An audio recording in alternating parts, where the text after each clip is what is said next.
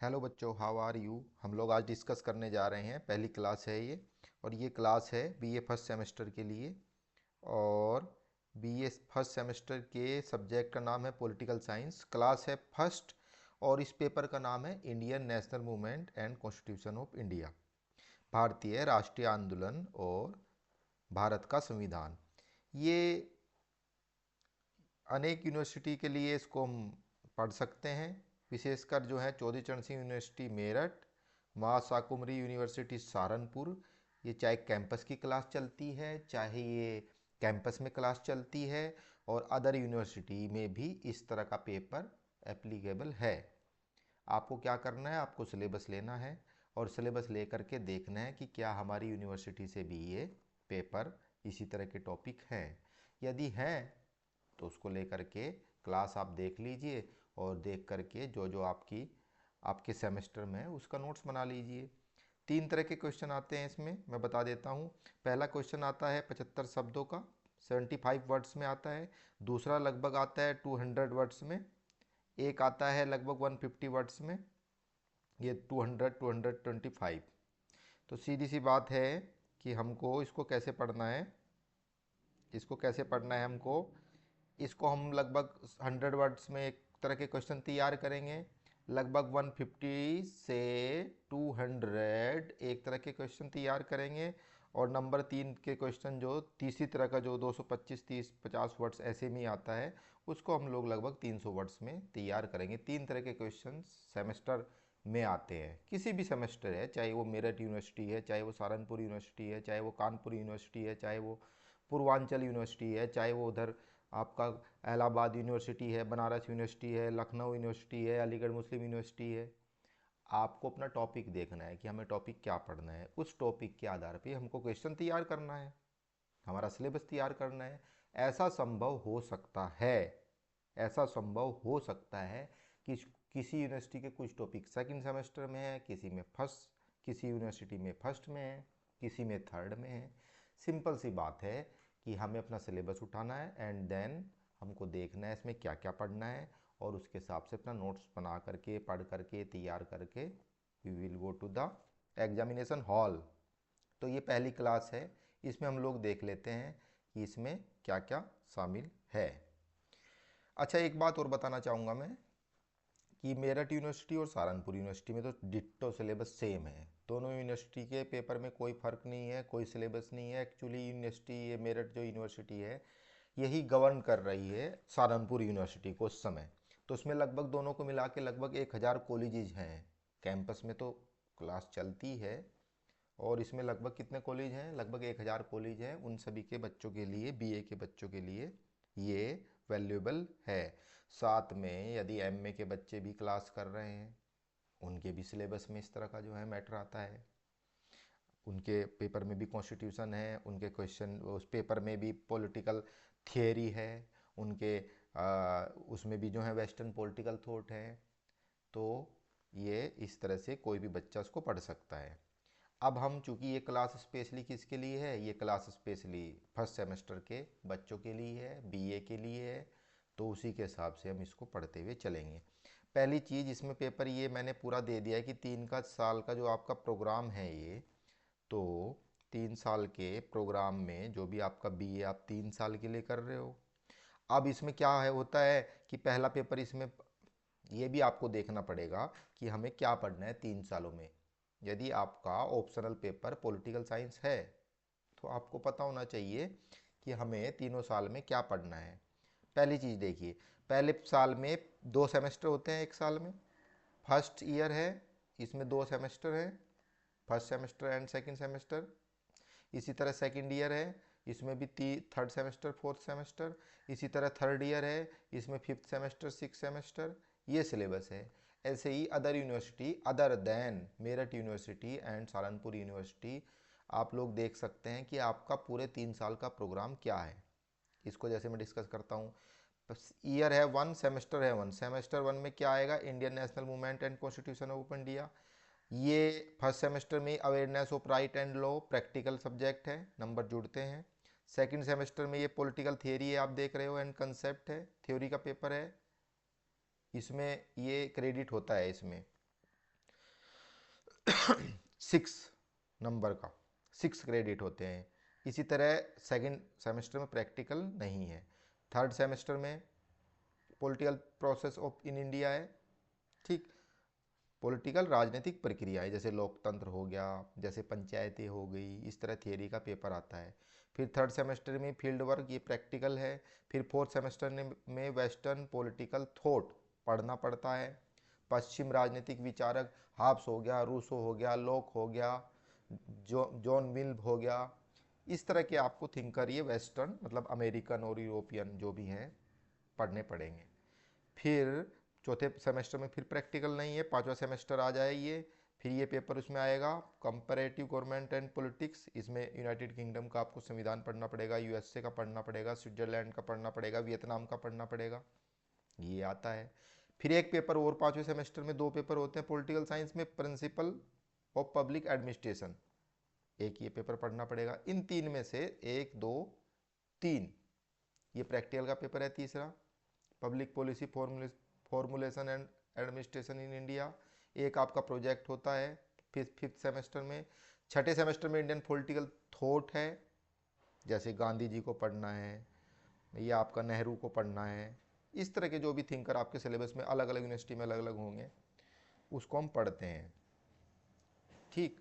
अब इसके बाद छठा सेमेस्टर आ जाता है, इसमें तो इंडियन पॉलिटिकल थॉट है ही, साथ में इंटरनेशनल रिलेशन एंड पॉलिटिक्स, ये भी एक पेपर होता है। आईआर, यूएनओ, देशों के साथ, भारत का रूस के साथ संबंध, भारत का अमेरिका के साथ संबंध, भारत का चाइना के साथ संबंध, भारत का पाकिस्तान के साथ संबंध, और फिर बहुत सारे ग्रुप बने हुए हैं देशों के, जैसे ब्रिक बना हुआ है, ब्राज़ील, रसिया, इंडिया, चाइना, ये कैसे काम करता है, इसका उद्देश्य क्या है, इसकी अच्छाई भारत के लिए क्या है, ये भारत के लिए कैसे नेगेटिव है, ब्रिक्स। ऐसे ऐसे यूएनओ है, यूनाइटेड नेशन ऑर्गेनाइजेशन, आप आगे जा कर के पढ़ेंगे, इसको भी हम ऐसे ही डील करेंगे। फिर प्रोजेक्ट हो गया।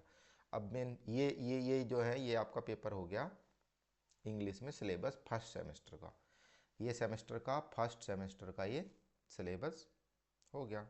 अब आगे चलिए, ये इंग्लिश में, आप इसको पॉज करके देख सकते हैं, इसको नोट डाउन कर सकते हैं।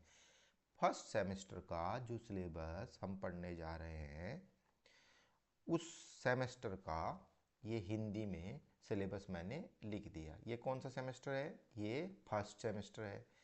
पॉलिटिकल साइंस का फर्स्ट सेमेस्टर, पॉलिटिकल साइंस का फर्स्ट सेमेस्टर का पेपर ये हो गया। Indian national movement and constitution of India, दोनों को मिला के पढ़ना है। ये 8 यूनिट है, इसमें इकाई मतलब यूनिट, ओके, ये याद रखना है। अब देखिए, भारतीय राष्ट्रीय आंदोलन में उत्पत्ति, विकास और राजनीतिक सांस्कृतिक रुझान, हमें राष्ट्रीय आंदोलन पढ़ना है।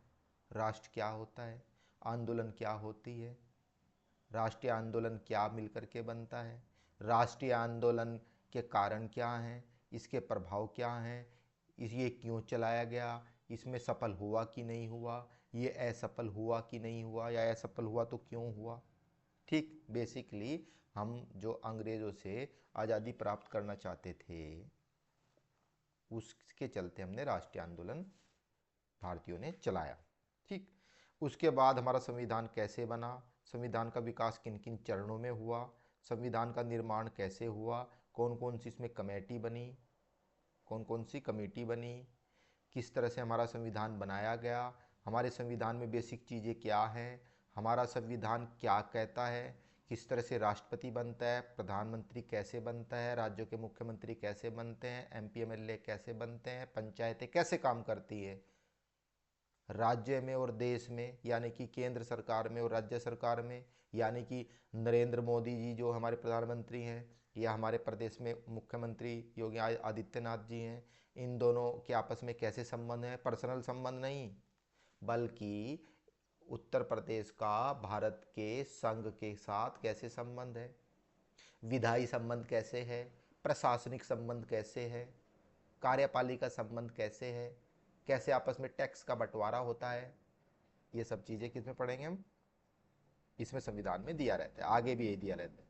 नागरिकता, नागरिक कौन है, भारत के नागरिक कौन कहलाएंगे, क्या बाहर से अंग्रेज या बाहरी लोग, अफ्रीकन, अमेरिकन, अन्य देशों के लोग, पाकिस्तानी या नेपाली, भूटानी या चाइनीज अगर कोई आता है, क्या वो भी नागरिक है? नागरिक होने की क्या क्या शर्तें हैं? नागरिक होने का क्या फायदा है? नागरिक कब बनते हैं? नागरिकता को वापस भारत कैसे ले ले सकता है? क्या हमें रहने के लिए देश में हमें रहने के लिए क्या नागरिकता जरूरी है? ये नागरिकता के बारे में किस में लिखा है? संविधान में। संविधान क्या है? संविधान किसे कहते हैं? संविधान की विशेषताएं क्या है? संविधान हमारे अधिकारों की रक्षा कैसे करता है? हम अपना आप को अच्छा क्या बिना संविधान के कर सकते हैं? क्या अपना विकास कर सकते हैं? क्या वस्तुतः नागरिक या व्यक्ति क्या जिंदा रह सकता है संविधान के बिना? संविधान नहीं होगा तो क्या होगा? संविधान का पालन नहीं होगा तो क्या होगा? तो ये सब चीज़ संविधान में लिखा है।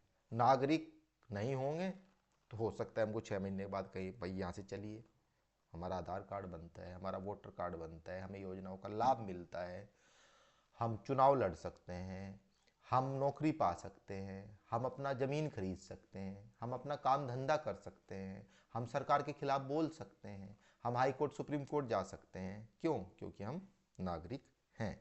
एक तो ये चीज़ हो गया। अब आगे देखिए, फिर मौलिक अधिकार क्या है? मौलिक कर्तव्य क्या है? अधिकार क्या है? और अधिकारों के अंदर मौलिक अधिकार क्या है? मौलिक अधिकार कहते किसे हैं? अधिकारों और मौलिक अधिकारों में अंतर क्या है? हमारे कर्तव्य क्या है? हमारी ड्यूटी क्या है?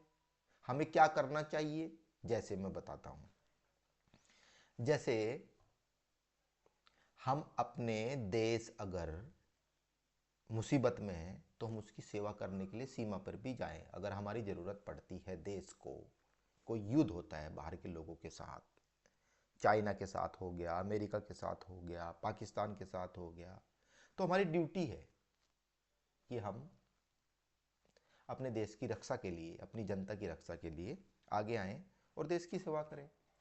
अपनी देश की चीज़ों को हम संभाल के रखें, अपने मोनूमेंट्स को हम संभाल के रखें। ये हमारा कर्तव्य है।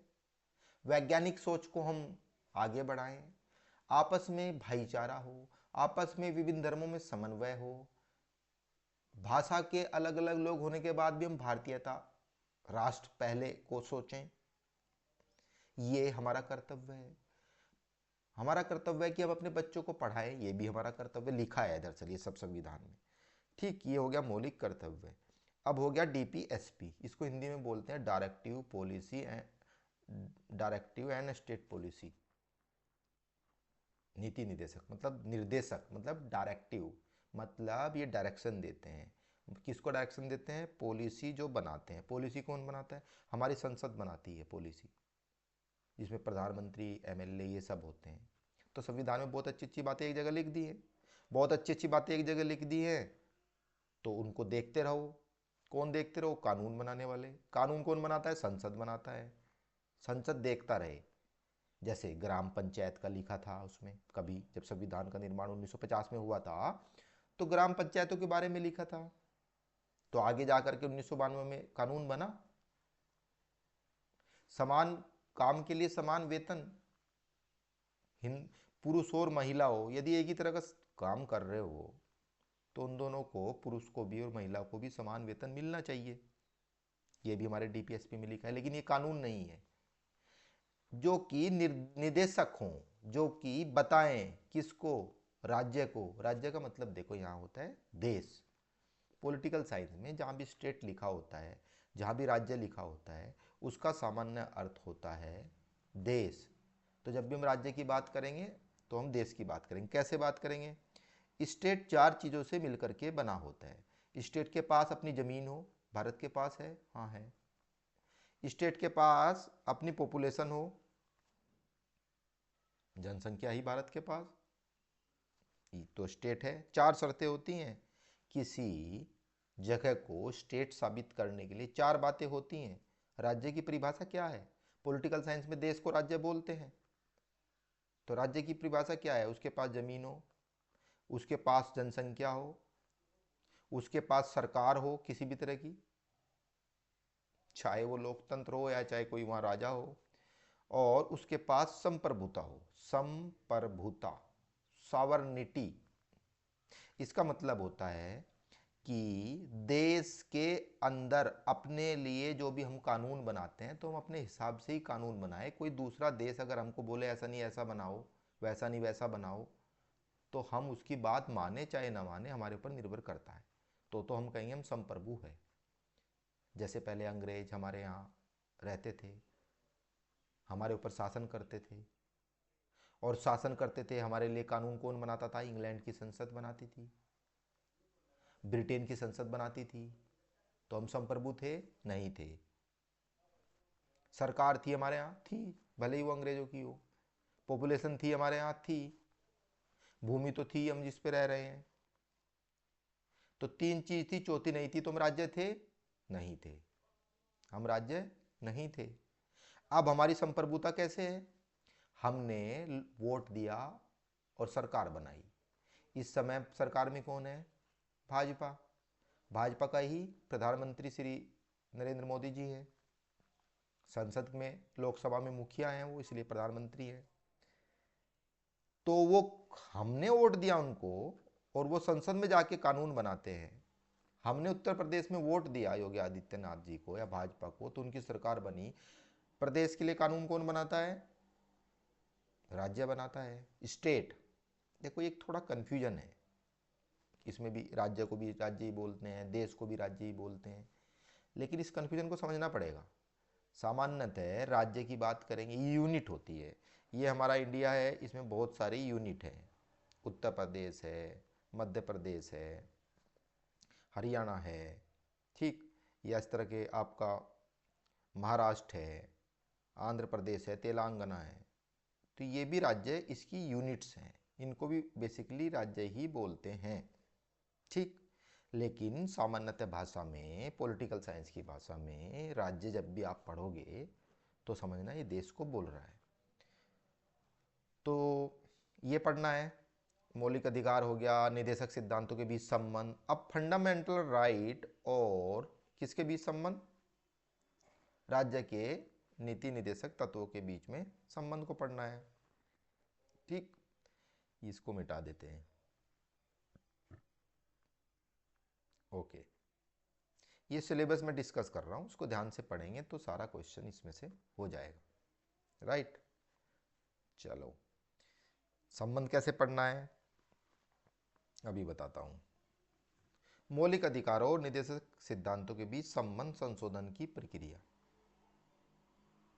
जैसे ऐसा तो नहीं कि कहीं, जैसे अभी एक बहुत बड़ा डिबेट चल रहा है कि समान नागरिक संहिता, समान नागरिक संहिता बनाई जाए। क्या इसका क्या मतलब है? हिंदू के लिए अलग कानून ना हो, मुस्लिमों के लिए अलग कानून ना हो। जैसे हिंदू एक शादी कर सकता है उसी तरह, लेकिन मुस्लिमों का तो अलग कानून है। मुस्लिम अलग एक से अधिक शादी कर सकते हैं, शायद 4 या 7 जितना भी हैं। तो ये कह रहे हैं कि इन कानून को, नागरिकों को, जब नागरिक एक है तो उनकी संहिता यानी कि कोड, यानी कि कानून, यानी कि विधि, यानी कि लॉ, ये भी एक ही होना चाहिए। लेकिन अब समस्या ये है कि मुस्लिम लोग कह रहे हैं कि ये हमारा अधिकार है, ये हमारे धर्म में लिखा है, तो इसीलिए आप इन अधिकार, इसको लागू करने के लिए हमारे अधिकारों को आप उल्लंघन नहीं कर सकते, क्योंकि हमें अधिकार है अपने धर्म का पालन करने का। हमारा धर्म कहता है हम एक से अधिक शादी कर सकते हैं, लेकिन नीति निदेशक सिद्धांत क्या कहते हैं कि भाई सब नागरिक हैं तो सब एक अधिकार होना चाहिए। तो इनके बीच में क्या हो गया? ये टकराव। इस टकराव को कौन सुलझाएगा? कोर्ट। कोर्ट में कौन? Supreme court. तो मौलिक अधिकार और निदेशक के बीच में संबंध, ठीक, ये हो गया, ओके। इसको छोटा कर लेते हैं।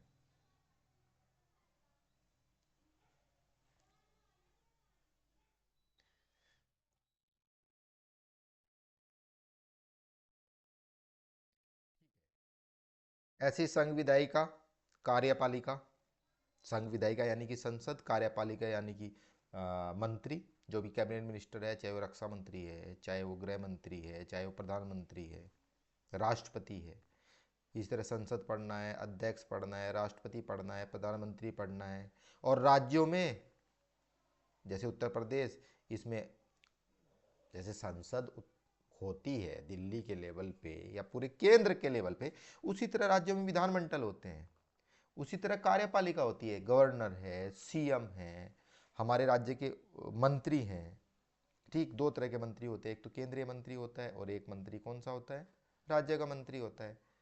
फिर विधानसभा, राज्यपाल, मुख्यमंत्री, बता दिया। इसी तरह हमारी जुडिशरी सिस्टम होता है, न्यायपालिका, अदालतें, सुप्रीम कोर्ट, हाई कोर्ट। फिर रिटे, अगर हमारे हमारे अधिकारों का उल्लंघन हो तो हम कहाँ जाते हैं, कोई सुनता नहीं तो हम न्यायालय में जाते हैं। इसी तरह फिर न्यायिक समीक्षा, कानून बनाया कोई भी विधानमंडल ने या संसद ने, और कानून उन्होंने सही नहीं बनाया, मान लिया उन्होंने कानून बना दिया कि सब लोग शनिवार को काले कपड़े पहनेंगे, बना सकते हैं। लेकिन कोर्ट क्या करता है, इसकी समीक्षा करता है, सही है कि गलत है। उसको लगता है कि हमारे संविधान में जो चीज़ें लिखी है, हमारे अधिकारों का अगर उल्लंघन हो रहा है तो उसको काट सकता है, भले ही वो संसद ने पास कर दिया हो। तो समीक्षा करता है, यानी कि सही गलत की जांच करता है। सही है तो ओके कर दिया, और अगर सही नहीं है तो उसको मना कर दिया। जनहित याचिका, जनहित याचिका का मतलब होता है कि जनता के हित में सुप्रीम कोर्ट, आप हाई कोर्ट जा सकते हैं। यदि किसी वर्ग के प्रति या किसी जनता में कोई गड़बड़ हो रहा है और वो जनहित का मुद्दा है, तो उसमें मान लिया कोई कोई कोई सिस्टम है, या मान लिया कोई कोई स्कूल है, या कोई बड़ी यूनिवर्सिटी है, जनता को किसी गलत तरीके से लूट रही है, तो जनहित याचिका में उसमें जा सकते हैं कोर्ट में। न्यायिक सुधार, मतलब इन high court, supreme court, district court, इनमें कैसे सुधार हो सकता है, कैसे जो है हाई कोर्ट का जज बनता है, कैसे सुप्रीम कोर्ट का जज बनता है, उनकी नियुक्ति की प्रक्रिया क्या होनी चाहिए, उनकी हटाने की प्रक्रिया क्या है या क्या होनी चाहिए, ये सब चीज़ें आती है न्यायिक सुधार में। या जैसे बहुत सारे सालों तक कोर्ट में मुकदमे चलते रहते हैं, जल्दी न्याय लोगों को नहीं मिल पाता, तो किस आधार पर पे हम उसमें सुधार कर सकते हैं। फिर भारत में संघवाद, भारत में संघवाद का अर्थ है कि कैसे केंद्र के और संबंध हैं राज्यों के साथ। ठीक, केंद्र राज्य संबंध क्या है, प्रशासनिक संबंध क्या है, मंत्रियों के साथ विधायी संबंध कैसे हैं, वित्तीय संबंध यानी कि पैसा लेन देन कैसे, कौन टैक्स इकट्ठा करता है ये है, और चुनाव आयोग कैसे चुनाव कराता है। ठीक, ये हो गया। अब पहली यूनिट है इसमें, ये मैंने बताया पहली यूनिट से हम शुरू करेंगे। ये पहली यूनिट है भारतीय राष्ट्रीय आंदोलन में उत्पत्ति, विकास और राजनीतिक सांस्कृतिक रुझान। सबसे पहले इसमें क्या करेंगे, हम देखेंगे कि हमारा आंदोलन किसे कहते हैं, राष्ट्रीय आंदोलन किसे कहते हैं, इसकी उत्पत्ति कैसे हुई, विकास कैसे हुआ, राजनीतिक सांस्कृतिक रुझान कैसे है। ये मैप है उस टाइम का जब पाकिस्तान, ये हो गया, ये हमारा बांग्लादेश हो गया, ये है 1947 तक का मैप। क्योंकि पाकिस्तान और ये बांग्लादेश, ये दोनों अलग हो गए थे। तो पाकिस्तान ही था पहले, बांग्लादेश भी। लेकिन जब हम भी आंदोलन पढ़ते हैं तब तो ये भारत पूरा एक था। तो इस पूरे भारत को लेकर के ही हम क्या करेंगे, पढ़ेंगे पूरा अपना आंदोलन। कैसे, ये हमारा इस टाइम का भारत है, ये मैं बता देता हूँ। ये भारत है, इसमें ये पाकिस्तान है, ये तो कलर ही, ये पाकिस्तान है। ये क्या हुआ, ये है बांग्लादेश। तो जब हमारा आंदोलन चला, आज़ादी के लिए आंदोलन चला, तब ये पूरा भारत ही था। भारत दो टुकड़ों में बटा 1947 में, भारत और पाकिस्तान। इसको पूर्वी पाकिस्तान कहा गया, ये पूर्वी पाकिस्तान कहलाया, ये पश्चिमी पाकिस्तान कहलाया।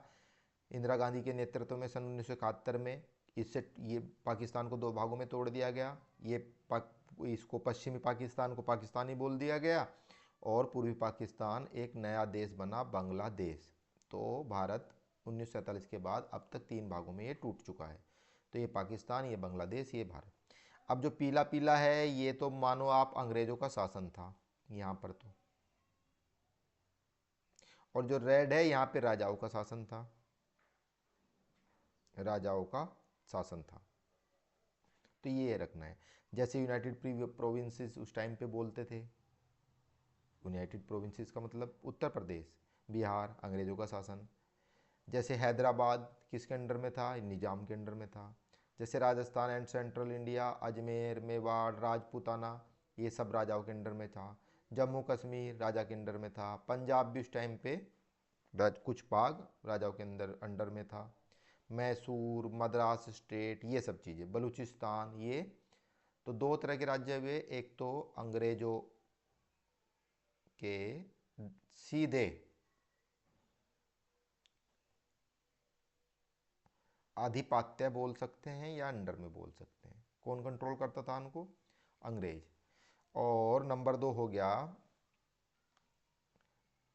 कौन से स्टेट हैं, राजाओं के अंडर। ठीक, तो ये हो गया। इनको बोलते थे प्रिंसली स्टेट। इनको क्या बोलते थे, प्रिंसली स्टेट। ठीक, अभी तक सिलेबस शुरू नहीं हुआ है, अभी तक सिलेबस शुरू नहीं हुआ। हमको पढ़ना क्या है, हमको अपना संविधान पढ़ना है। अब मैं इसको बता देता हूँ आपको। हमको पढ़ना क्या है, हमको एक तो आंदोलन पढ़ना है। कब से कब तक, 1858 से लेकर के, सॉरी 57, 1857 से लेकर के 1857 से लेकर के 1947 तक आंदोलन हुआ। क्यों आंदोलन हुआ, क्योंकि अंग्रेज हमारे देश में शासन कर रहे थे। हम अपना खुद का शासन चाहते थे, हम अंग्रेजों को बाहर निकालना चाहते थे। तो पहली यूनिट तो हो गई ये। और दूसरी यूनिट हमको पढ़ना है संविधान। कैसे बना, कब बना, कितना टाइम लगा, किन किन लोगों ने बनाया, कौन कौन सी कमेटी थी, राइट। और बाकी यूनिट में, यूनिट 8 तक, बाकी यूनिट में क्या है, बाकी यूनिट में है कि संविधान में है क्या, संविधान में क्या क्या है। संविधान में नागरिकता है, इसको पढ़ो, लिखा भी है।